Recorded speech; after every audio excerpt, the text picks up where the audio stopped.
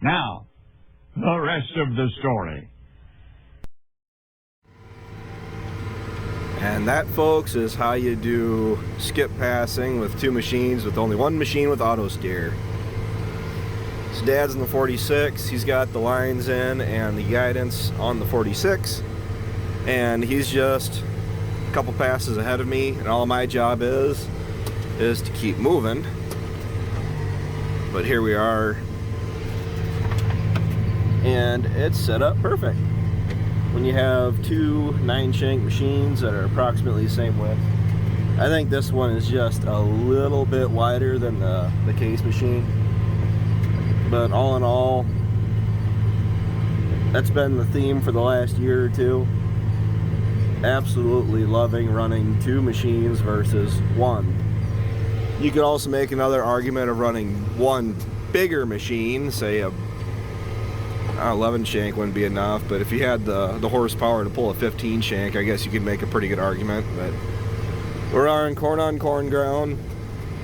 That's is pretty much all that's getting really chiseled this year, unless I'm tilling up sod ground that's going into corn or beans. I got a couple strips just because of rotation, and those little black, white, red dots out here are the cows out in the field.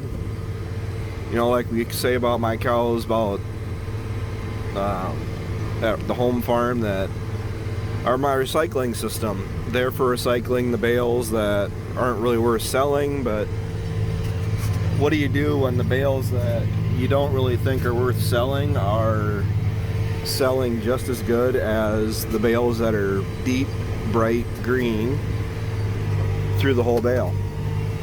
Because I'm selling hay that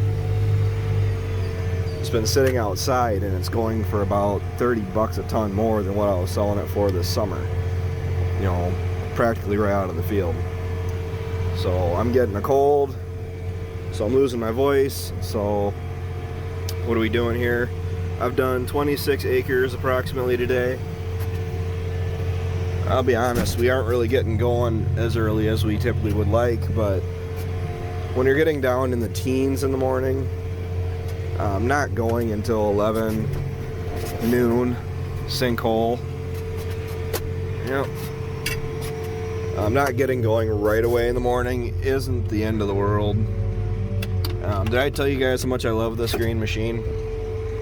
This 714 John Deere chisel plow is awesome. The sinkhole there that looks like I've already filled once, but it looks like it's settled out, so you can always sit and think of what you're gonna do different next year sitting in the tractor dreaming, right? So the Deere chisel is 10 times the machine the case machine is, but even so, the case machine is holding up fairly well this year. We've had one significant enough breakdown with the case, and we've had well, since we've started chiseling, and then we've had one minor breakdown with the Deere. One of the bolts that holds the disc gang on to that tube that goes across underneath. I know you guys can't see it, and I'm not even lined up because I'm talking instead of concentrating. And Dad's probably wondering what I'm doing.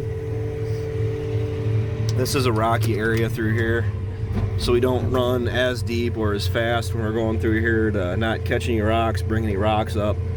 If you got rocks, why the heck are you tilling it? Still trying to incorporate some of this residue. We do no-till. I have a bunch of no-till, but I'm one of those people that, you can hear the rock right there. I'm one of those people that definitely, according to the farm, according to the field, does something a little bit different with pretty much everything. Ooh, Dad almost got the fence. Yep, he did the same thing I did. Didn't quite clear it, turned around. So we're gonna speed up a little bit. This Deere chisel is a good match for the 8235R, depending on the kind of conditions you're running in.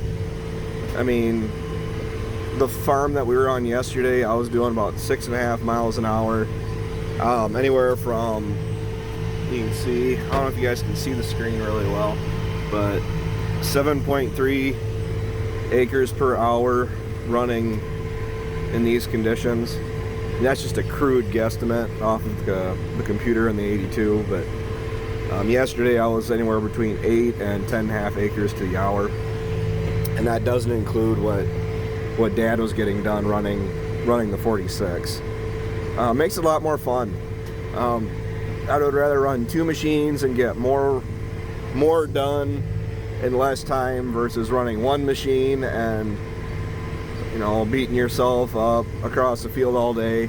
Where the farm we did yesterday, we did in, how would we start? We didn't get there till 11:30. We were done by 5. So 5.5 hours, and that farm last year took me 11 hours with the 82 and that Kuhn disc chisel machine we had. So going through, didn't work down the stalks at all. The only thing that we've done, see there you have the bunching from the case machine. The blades are dull on the front end, so that does like to bunch a little bit, but those aren't really all that bad. I mean, we hit it with the disc in the spring, that'll bust right up. It's the huge clumps that are about as high as the weight bracket on the tractor you got to worry about. These stalks have had the cows on them for about a month, so they're brittle enough. They've been harvested for long enough that they go right through the machine. The farm yesterday was the last farm that we finished on. We finished harvesting on, so it had the least amount of time to actually get deteriorated and brittle.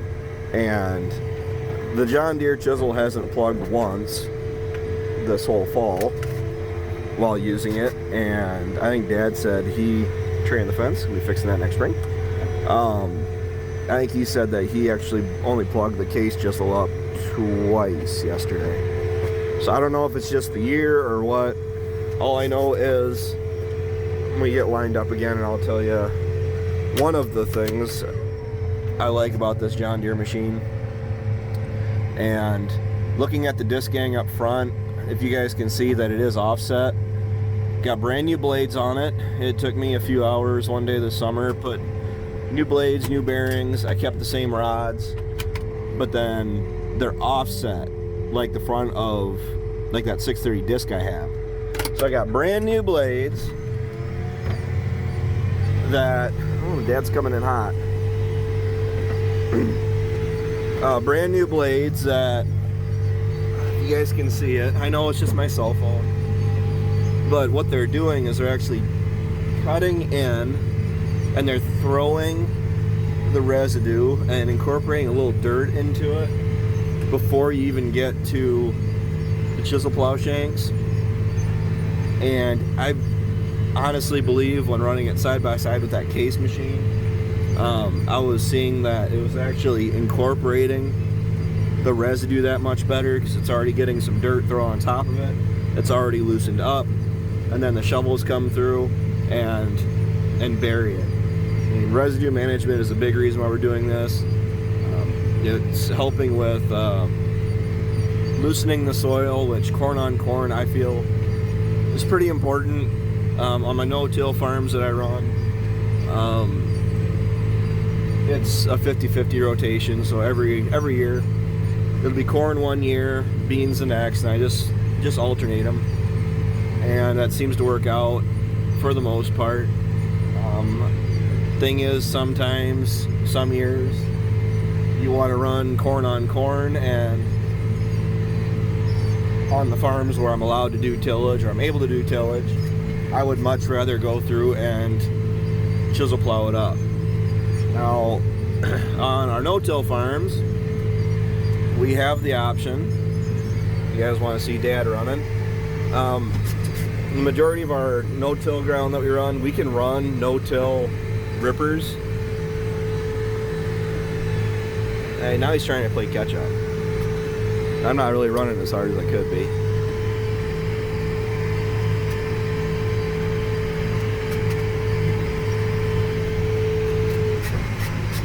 Multitasking's a pain in the butt.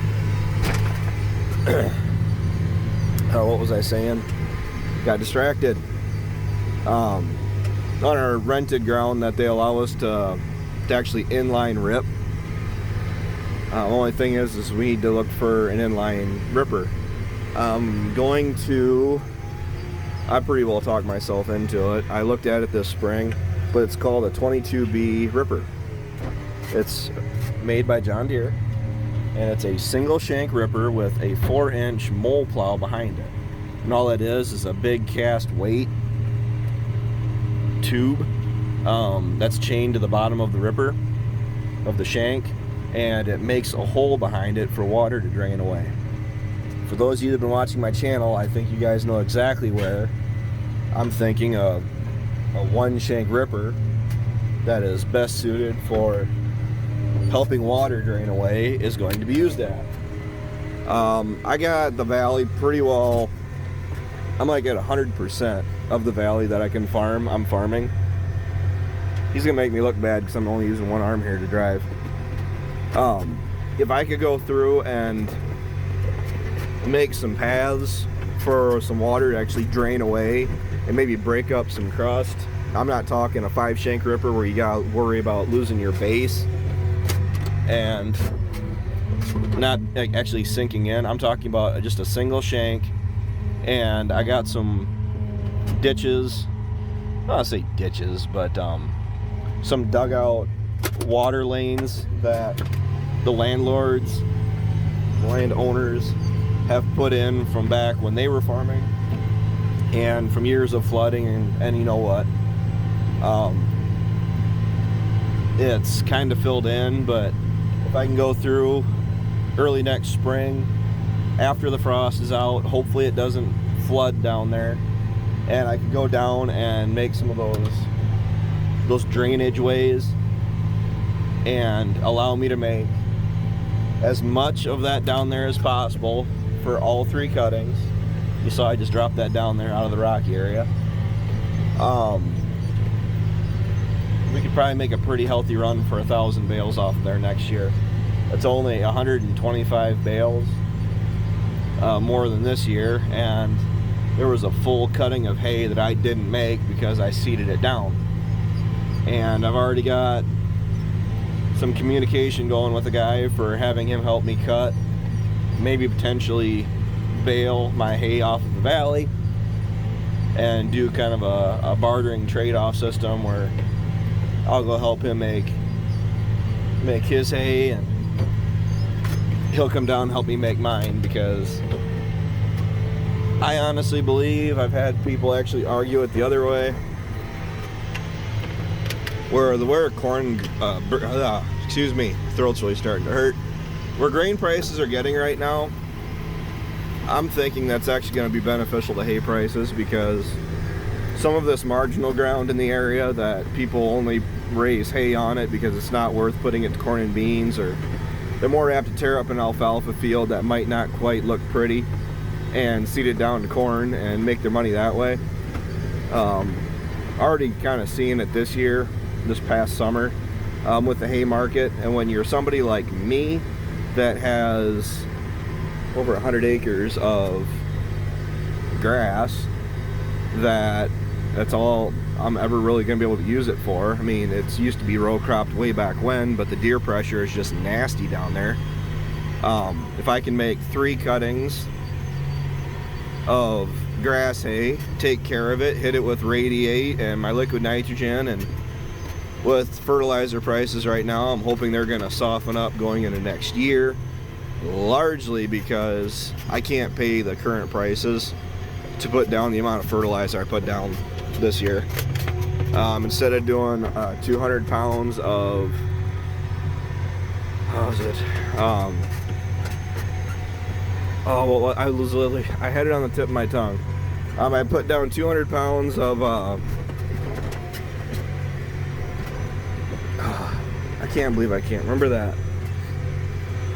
Oh, it's irrelevant now, I guess. But cutting my rate in half of my dry fertilizer in April and going through with the liquid nitrogen and leaning a little bit more on that, heavier on the liquid 32, And the Radiate, I hear there's a new product called Radiate XS or something like that, where the Radiate that I was putting on last year was more or less just for helping root growth, and with that added root growth you were seeing 6 to 8 inches more of plant growth. This new product that's out, I'm hoping I can get my hands on some of it, and that's actually aimed right towards the actual plant itself, getting more plant development, more plant growth. The Radiate, for how cheap it is, which, you know, I think of dollar signs, and it's all an investment to me anymore. I spent a lot of money down there, but I actually I got a return on it, so it's worth it. A lot of stress worrying about making the hay down there, but for only being 100 and some acres, being as efficient with it as I can, you know, and it pays off. But as far as the corn and beans, I lost some ground, I gained some ground. The ground I gained is actually pretty wicked awesome, versus the stuff that I lost. The stuff I lost, it was good ground, but the road access was on a busy road, and I believe we were getting, well, Dad had a close call pulling the tractor out and the grain cart out of the field. Had a car that wasn't paying attention like they should have, and they both, I guess, were on the sides of the road by the time they met. So that's a little scary, but this stuff's working up really nice. Didn't do as much tillage as last year. We cut out the whole VT pass.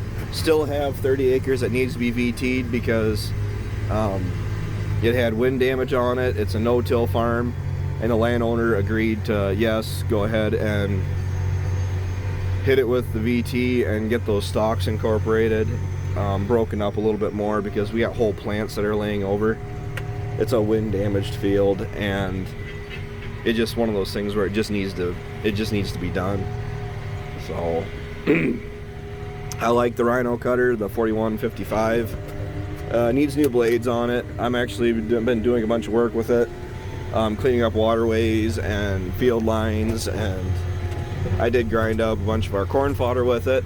The Earthmaster VT was meant, or a VT machine in general, is meant as a high-speed brush cutter, rotary mower, and I can appreciate that, but at the same time, the stuff that I hit with the rotary mower early on that we didn't end up baling, I just did it because I was there and I knew that I wanted it to break down a little bit quicker. In the time that it's been cut to the time that we ran it through the chisel, the stuff just melted in your hand. So I don't know, I'm kind of in the middle of the road. I got 3 different people I can call. It's actually a pretty shot. I got 3 different people I could call outside of family that would come and cut stalks and rake hay and help haul hay and stuff like that, which they've helped a little bit this year already, but you know, family, friends, and family. The big thing is I need another stinking tractor. I know you guys are sick of hearing me say that, but if I had something else, just another tractor, another 7600 to 7810, basically unattainable 7530 premium with axle mount duals that I probably would never put on it, but just to say that I have them, you know. IVT, and it's not like I've thought this out at all, you know, but another tractor I could put on the rotary mower when we're harvesting. When these people want to come and help, they can. Because my problem is when they were able to come and help, I needed the 76 for moving grain, because I was moving grain from a long ways away back to the bins, because the semi is currently unable to do so, largely because it's a commodity trailer, and without a lot of messing around, it's incredibly unhandy to try to unload that semi trailer at the bins, especially for, what did I do, 6 loads, 1, 2, 3, 4, 6, I'm a liar, about 14 loads from 10 plus miles away. Seems incredibly stupid. Why would I do that? Wear and tear my tires in the 76.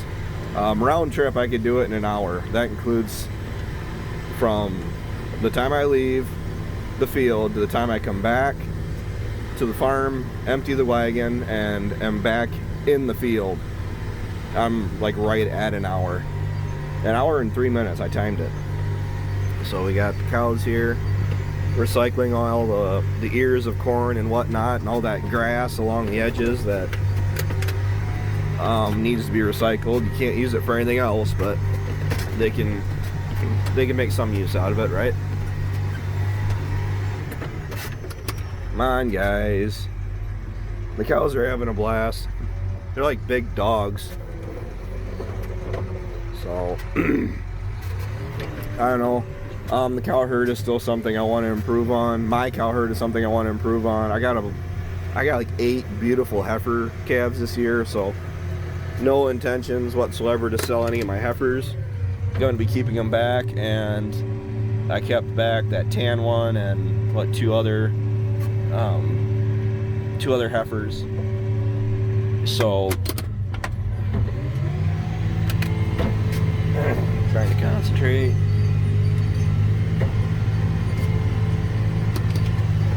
The goal is to get 20-30 head of feeders. I'm really not in a place right now where the hay market is, where I want to expand the cow herd, where I gotta feed a bunch of my expensive hay, my feed, however you want to look at it. It's a crop to me, where I want to feed out a lot of my expensive hay to a bunch of cows and try to walk it off the farm. Tried it, didn't enjoy it.